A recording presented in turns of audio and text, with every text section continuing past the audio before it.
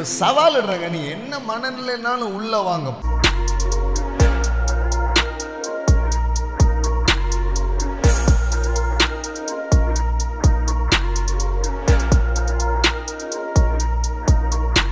சில நேரத்தில் ஆண்டவர் சில காரியங்களை நமக்கு செய்கிறார் விதி விலக்காக. ஆனால் அது விதி அல்ல, அது விதி விலக்கு. விதி என்ன? இதோ சகோதரர்கள் ஒருமித்து வாசம் பண்ணுவது எத்தனை இன்பமும் ஏற்றதுமாயிருக்கிறது. அங்கே ஜீவனையும் சமாதானத்தையும் ஆசீர்வாதத்தையும் நான் கட்டளையிடுவேன்.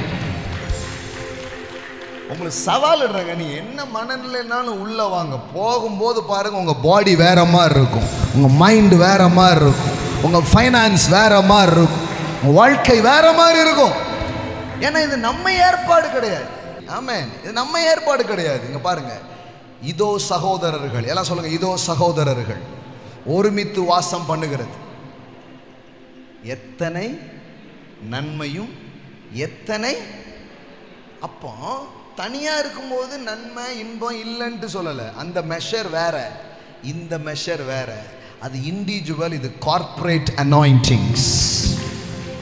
ஆமென், ஆமென். எப்படி போட்டு பாருங்க, how good and how pleasant it is for the brothers to dwell together in unity. பக்கத்துல பார்த்து சொல்லுங்க, நாம கூடி வருவதிலே, சொல்லுங்க, நாம ஒண்ணா வந்திருக்கிறதுல எத்தனை நன்மை எத்தனை இன்பம்.